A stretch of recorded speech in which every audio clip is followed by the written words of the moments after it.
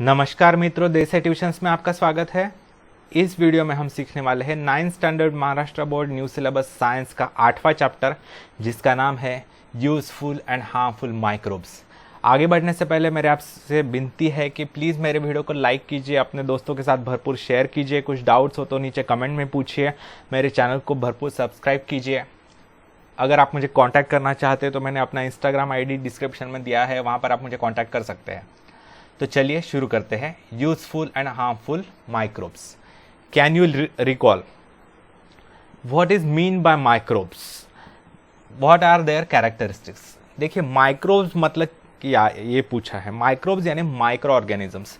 Micro organisms जो होते हैं वो नेकेड आइज से, हमें सिंपल आइज से नहीं दिखाई देते, उन्हें माइक्रोस्कोप के नीचे ही देखना पड़ता है। यानी कंपाउंड माइक्रोस्कोप हो या इलेक्ट्रॉन माइक्रोस्कोप हो, उनके नीचे ही वो दिखाई देते हैं। इसके कारण उन्हें माइक्रोब्स या माइक्रो ऑर्गेनिजम्स कहते हैं। वो बहुत ही मतलब माइक्रोस्कोपिक होते हैं साइज में, ठीक है।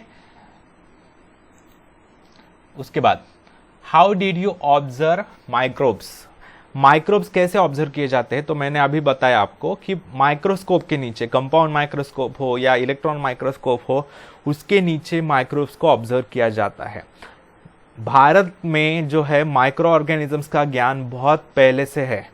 जो जैन धार्मिक ग्रंथ है, जैन धर्म के ग्रंथ, उनमें जो है, जो 6वीं शताब्दी ईसा पूर्व यानी 6th सेंचुरी BC के हैं, उनमें भी माइक्रो ऑर्गेनिजम्स का उल्लेख किया गया है, ठीक है। मतलब हमें तब से हमें पता है इनके बारे में। You are familiar with different types of microbes which are all around us but cannot be seen with our eyes। देखिए, हमारे हवा में, पानी में, सभी मतलब चीज़ों में जो है माइक्रो ऑर्गेनिजम्स होते हैं, लेकिन वो हमें नॉर्मल आइज से नहीं दिखाई देते। In what way are they related to our everyday life. देखिए, कुछ माइक्रो ऑर्गेनिजम्स जो होते हैं वो हमारे लिए बेनिफिशियल होते हैं, फायदेमंद होते हैं, उनका हमें यूज़ होता है। और कुछ जो होते हैं वो हार्मफुल होते हैं, हमें वो बीमारियाँ करते हैं, ठीक है। तो चलिए देखते हैं यूजफुल माइक्रो ऑर्गेनिजम्स। लैक्टोबैसिलाई। देखिए, ये एक बैक्टीरिया है। लैक्टो मतलब मिल्क और बैसिलाई यानी रॉड। दूध में होने वाले रॉड शेप के जो माइक्रो ऑर्गेनिजम्स होते हैं उन्हें कहते हैं लैक्टोबैसिलाई। देखिए, यहाँ पर लैक्टोबैसिलाई का फोटो दिया है, ये रॉड शेप के है, ये रॉड शेप के, ठीक है। तो ये जनरली दूध में और मिल्क प्रोडक्ट्स में पाए जाते हैं, जैसे दही हो वगैरह, उसमें। Smear a drop of fresh butter milk on a glass slide. देखिए, एक ग्लास स्लाइड लेने के लिए कहा गया है, उस पर एक छाछ की बूंद लेनी है। छाछ यानी मराठीत त्याला ताक म्हणतात, ताकाचा एक थेंब घ्यायचा।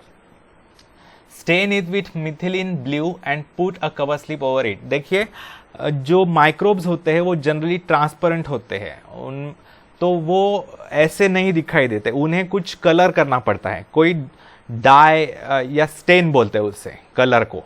तो मिथिलीन ब्लू नाम का एक डाई है, स्टेन है, तो वो उसका एक ड्रॉप डालना पड़ता है। तब वो क्या करते हैं, वो माइक्रोब्स कलर कैप्चर कर लेते हैं, अपने बॉडी पर लगते हैं, उनके बॉडी पर लगता है और वो विजिबल हो जाता है माइक्रोस्कोप के नीचे, ठीक है। इसलिए वो स्टेन्स होते हैं। और उस पर कवर स्लिप रखनी है, यानी छोटी कांच का टुकड़ा होता है। Observe the smear under the 10x objective of compound microscope and then with the more powerful 60x objective. देखिए, बहुत तरह के लेंसेस होते हैं। 10x यानी कोई भी ऑब्जेक्ट जो उसके नीचे रखी है वो 10 टाइम्स बड़ी दिखती है। उसके नीचे के लेंस एडजस्ट किए जा सकते हैं। 10x होते हैं, 40x होते हैं, 60x होते हैं, 100x होते हैं। तो 10x यानी 10 टाइम्स बड़ी दिखती है, 10 गुना बड़ी दिखती है वो इमेज।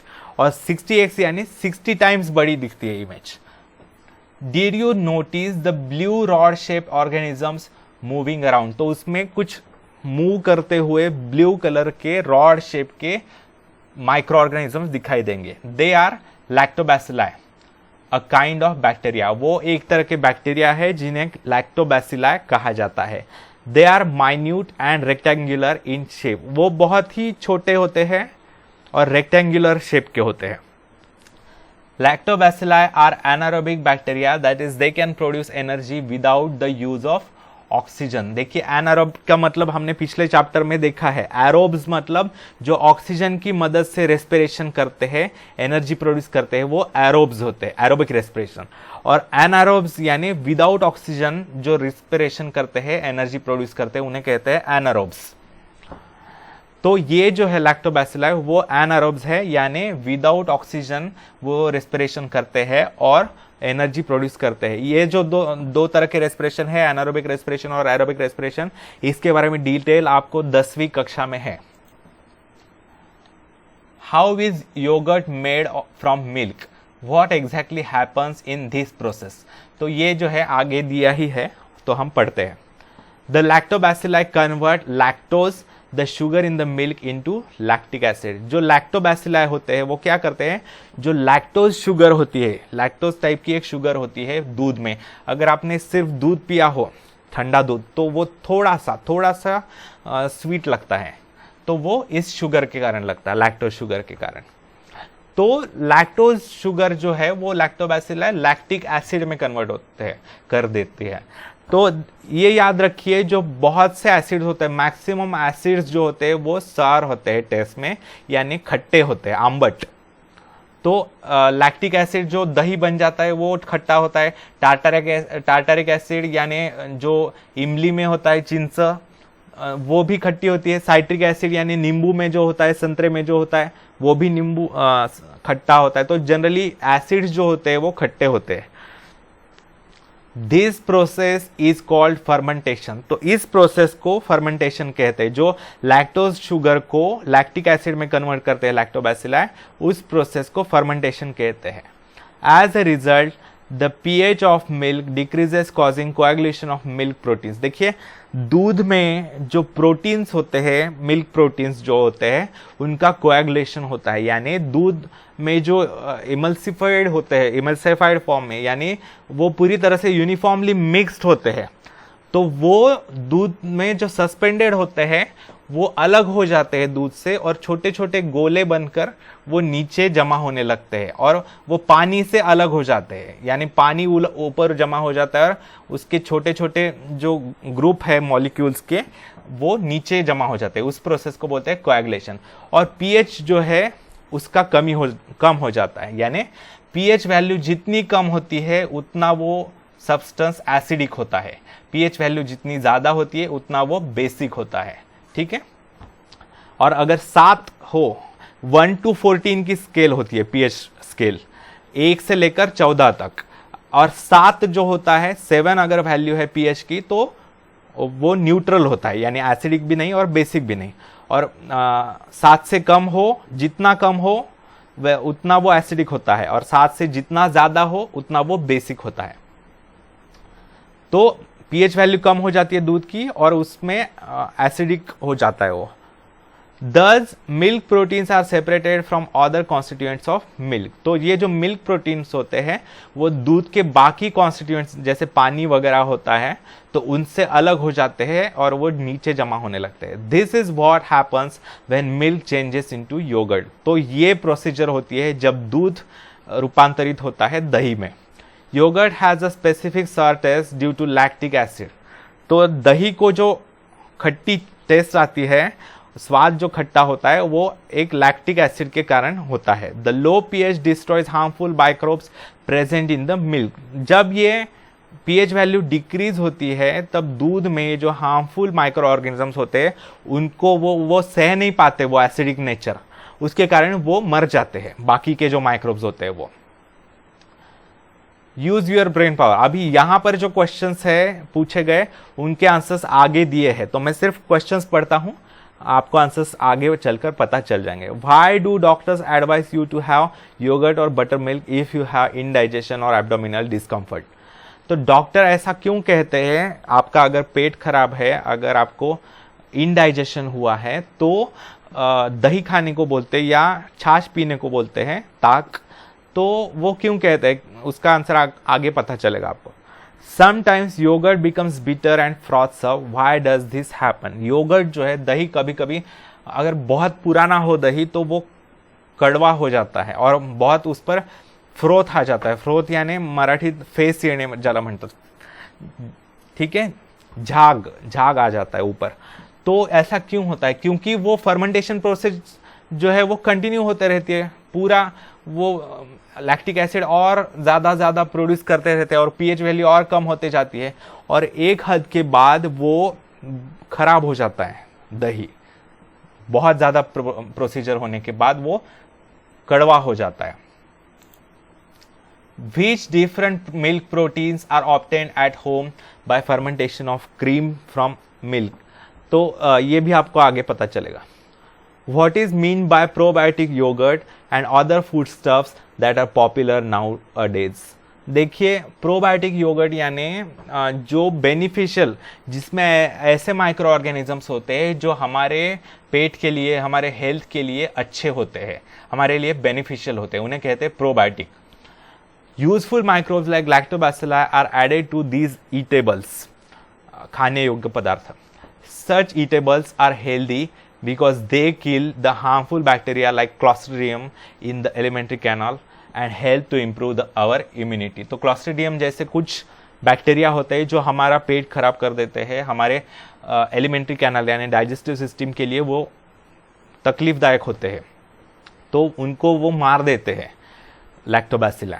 तो इसके कारण हमारी इम्यूनिटी भी बढ़ती है। ठीक है, अभी देखिए यहाँ पर दिया है uses of lactobacilli. Various milk products like yogurt, buttermilk, ghee, cheese, shrikhand etc. can be obtained by fermentation of milk। तो ऐसे बहुत से प्रोडक्ट्स बनाए जा सकते हैं फर्मेंटेशन की प्रोसेस में, दूध का फर्मेंटेशन करने के बाद, जैसे दही, छाछ, ताक, घी यानी आपको पता है तूप ज्याला म्हणतात, चीज आपको पता है, श्रीखंड भी आपको पता होगा। तो ये सारी चीजें बनाई जा सकती है, पनीर वगैरह। Lactobacilli fermentation is useful for large scale production of cider, cocoa, pickles of vegetables etc. तो लैक्टोबैसिलाई के बैक्टीरिया की मदद से जो फर्मेंटेशन प्रोसीजर है वो बहुत से चीज़ों में किया जाता है, जैसे साइडर यानी विनेगर होता है, एसिटिक एसिड 4-5% एसिटिक एसिड जो होता है उसका कई चीज़ों में यूज़ किया जाता है, जैसे अचार में यूज़ किया जाता है, मतलब जो प्रोफेशनल जो हम बाहर से खरीदते हैं अचार उसमें किया जाता है, हमारे घर में जनरली नहीं यूज़ करते, लेकिन ये विनेगर टोमेटो केचप्स में भी उसका यूज़ किया जाता है, साइडर, एप्पल साइडर विनेगर वगैरह। कोकोआ यानी चॉकलेट का बटर जो बनाया जाता है, अगर आप देखेंगे कोको बटर लिखा जाता है, किसी भी चॉकलेट पर लिखा हुआ होता है, तो वो बनाने के लिए भी कोको बीन्स को फर्मेंट करना पड़ता है, तो उसके लिए ये बैक्टीरिया लगते हैं। पिकल्स ऑफ वेजिटेबल्स, अलग अलग सब्जियों के जो अचार होते हैं उनके लिए, लोणचं।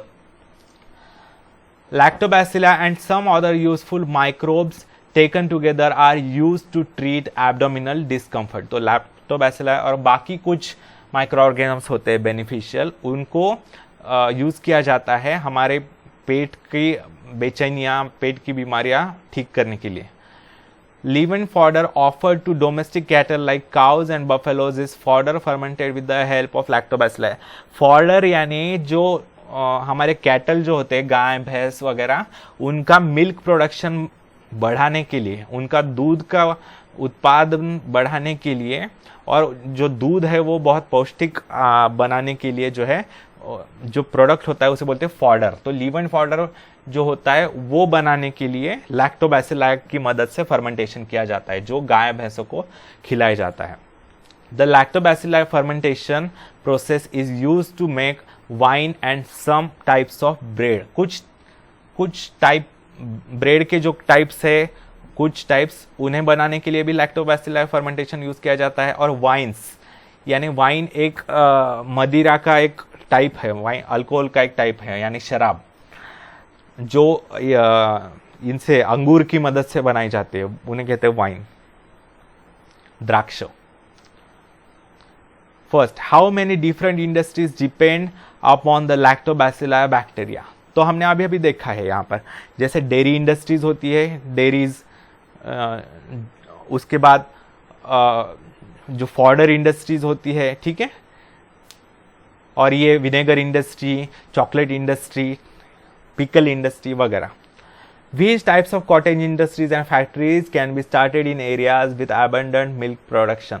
जहाँ पर दूध का उत्पादन बहुत अधिक है वहाँ पर किस तरह के इंडस्ट्रीज बनाई जा सकती है, ये पूछा है। तो क्या डेयरी इंडस्ट्री जैसे अमूल है, ठीक है, या विकास है, अमूल गुजरात की है, विकास जो है वो जलगांव की है, आरे है जो मुंबई की है। तो ऐसे बहुत से जो इंडस्ट्रीज है वो बनाई जा सकती है। डेयरी इंडस्ट्रीज जैसे दही बनाने के लिए, पनीर बनाने के लिए, चीज़ बनाने के लिए, श्रीखंड वगैरह, ये सारी इंडस्ट्रीज बनाई जा सकती है जहाँ पर मिल्क का प्रोडक्शन अधिक है।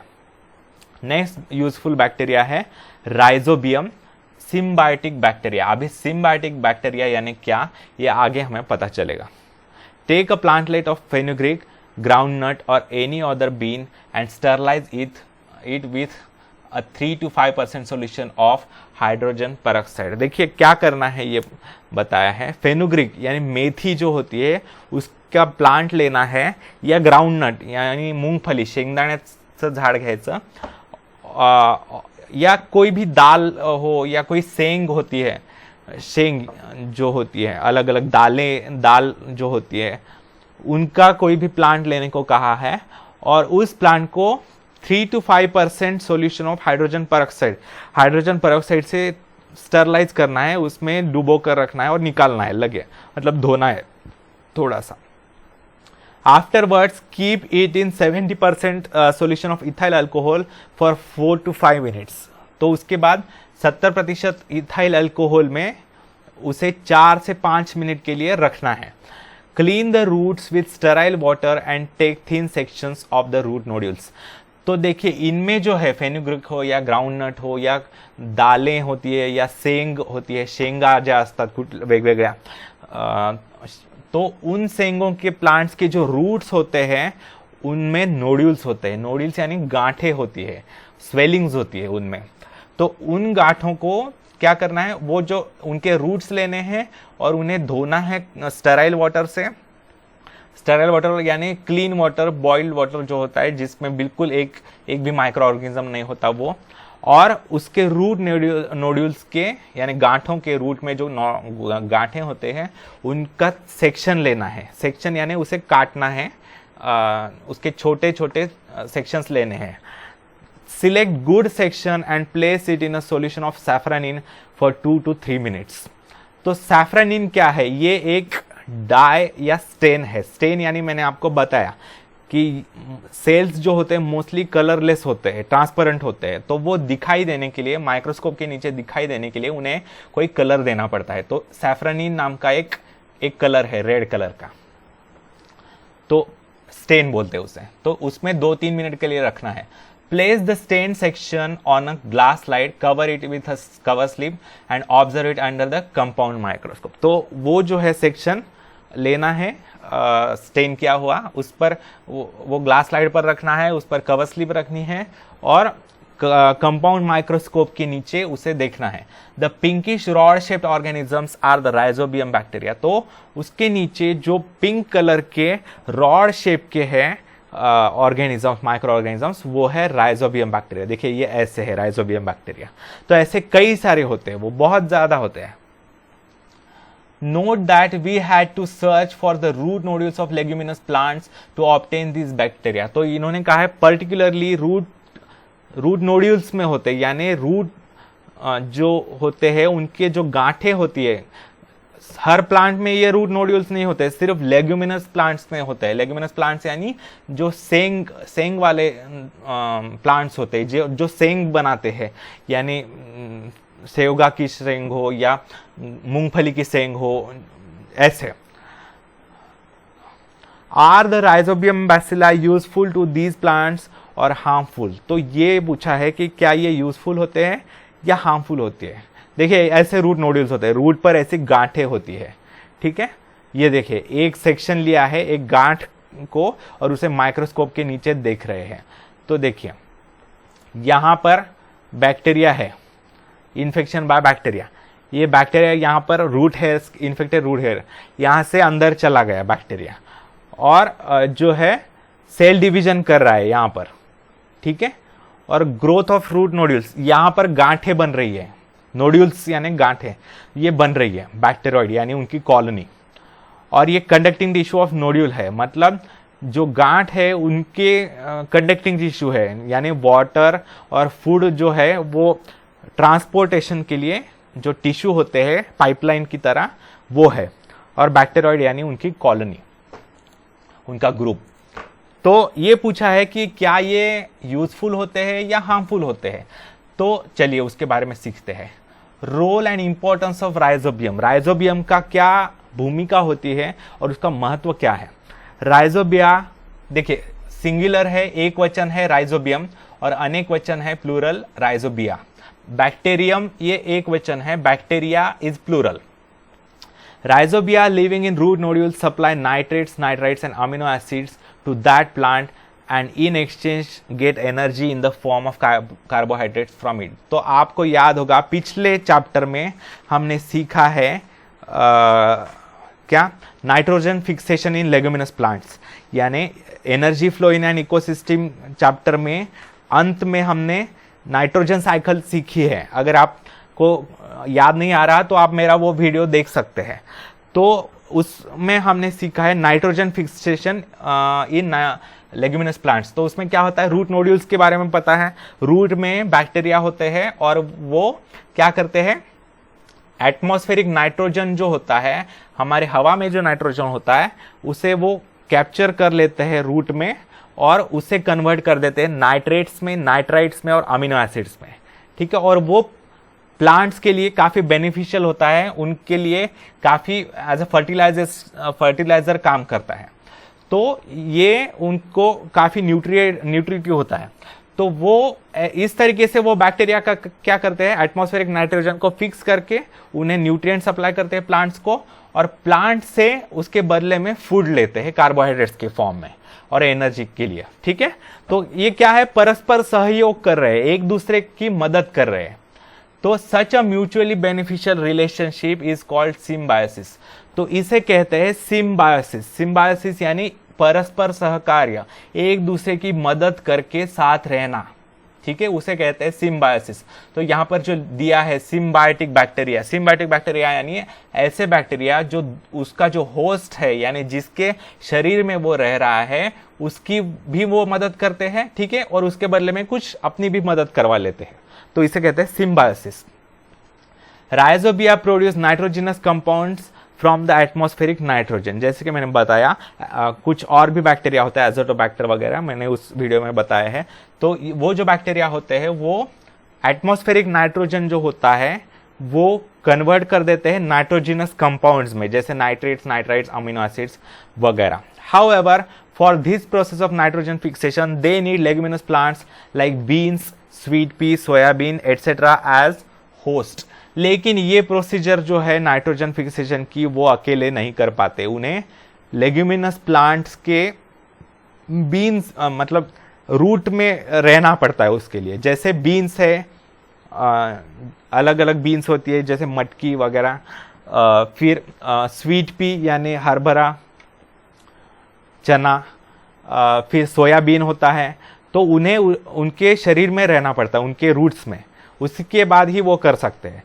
बीन्स एंड पल्सेस यानी दालें are rich in proteins due to nitrogenous compounds made available by rhizobia. तो ये जो होते हैं प्रोटीन्स में नाइट्रोजन होता है, तो ये जो होते हैं दालें वगैरह वो प्रोटीन में काफी रिच होते हैं। क्यों? क्योंकि राइजोबिया उनमें नाइट्रोजन फिक्सेशन कर देता है।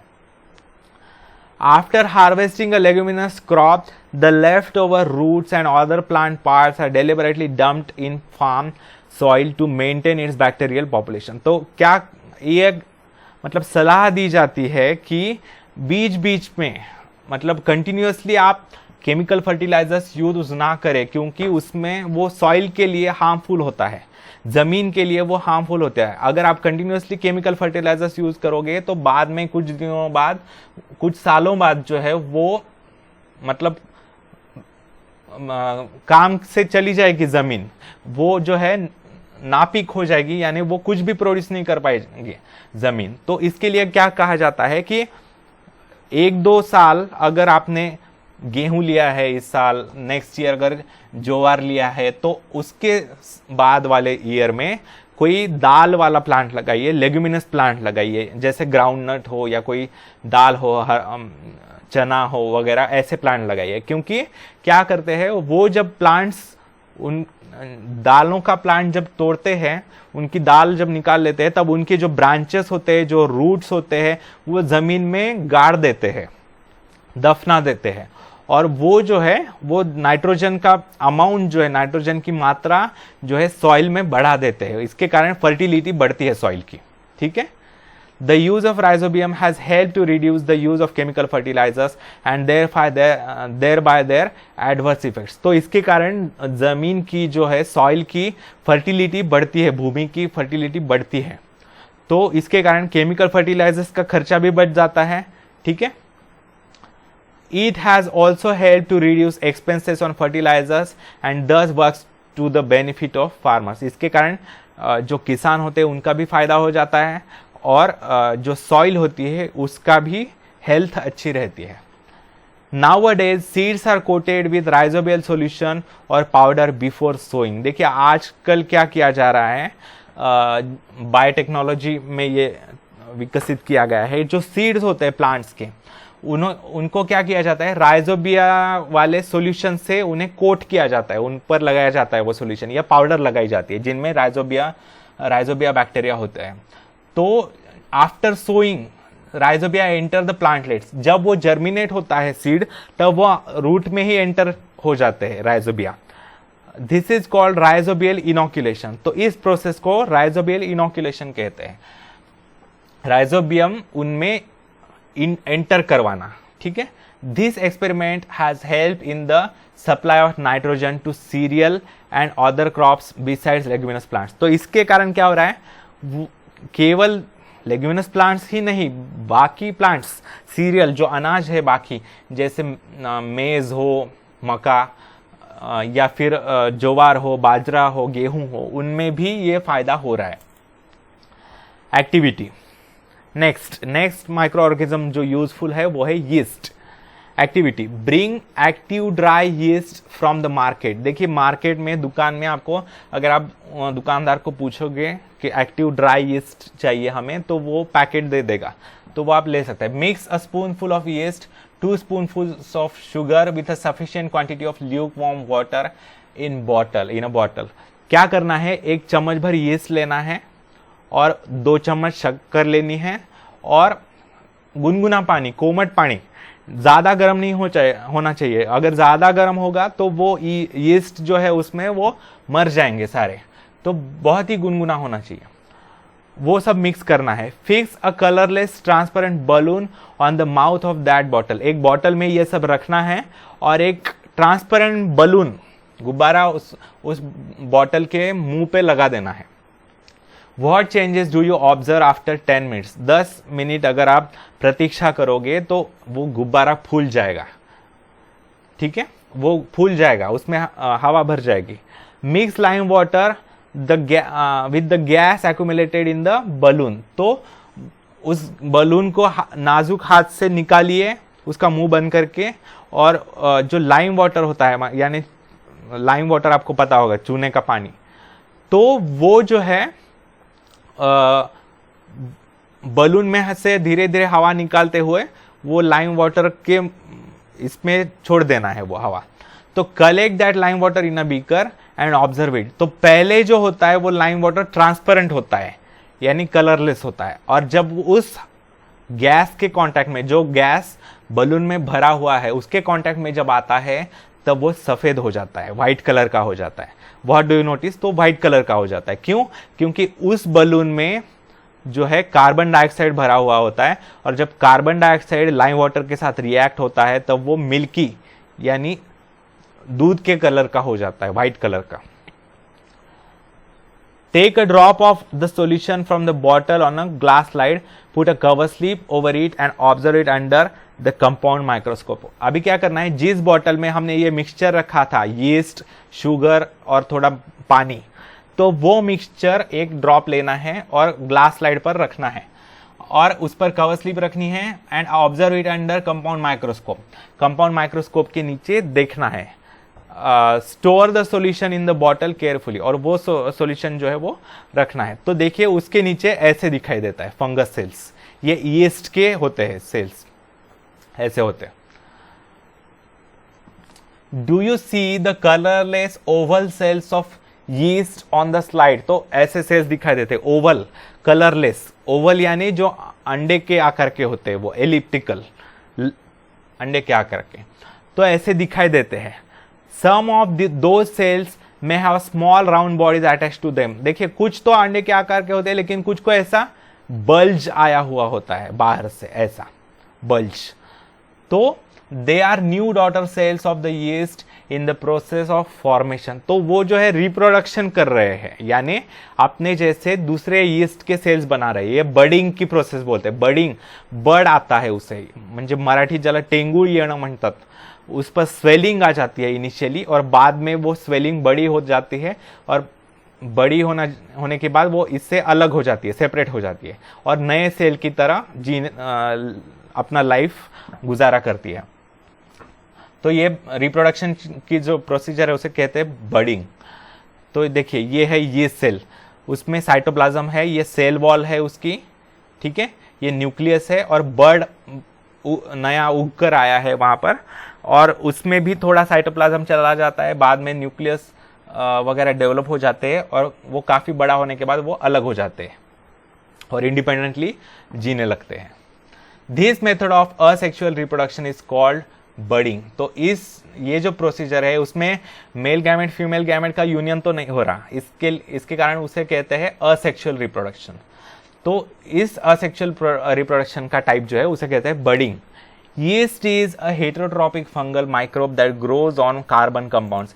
यीस्ट जो है एक हेटेरोट्रॉपिक, यानी अपने फूड वो खुद नहीं बना सकते, वो दूसरे पर डिपेंडेंट होते हैं, ऐसा फंगी है, ये फंगल माइक्रोब है जो कार्बन कंपाउंड्स पर होता है। देखिए शुगर जो है, यहाँ पर हमने शुगर डाली थी, तो शुगर जो है एक कार्बोहाइड्रेट है, यानी कार्बन, ऑक्सीजन और हाइड्रोजन का कंपाउंड है। तो कार्बन कंपाउंड पर ये कार्बन कंपाउंड को अपना फूड के तौर पर यूज करके ग्रो करती है। Yeast is a unicellular fungus with 1500 different species in existence। तो yeast एक यूनिसेल्युलर फंगस है, एक सेल वाला फंगस है, और 1500 उसके अलग अलग स्पीसीज है। The yeast cell is a eukaryotic type of cell। yeast जो है एक यूकैरियोटिक सेल है, यानी उसमें सेल ऑर्गेनेल्स वगैरह बहुत से डेवलप्ड होते हैं, ठीक है। In the above experiment, yeast grows and multiplies very quickly due to the carbon compounds in the sugar solution। जैसे कि मैंने आपको बताया, शुगर को वो फूड के तौर पर यूज करता है, और जब फूड बहुत अवेलेबल होता है तब रिप्रोडक्शन भी काफी फास्ट होता है, उनकी ग्रोथ भी काफी होती है, और मल्टीप्लीकेशन यानी रिप्रोडक्शन भी काफी होता है।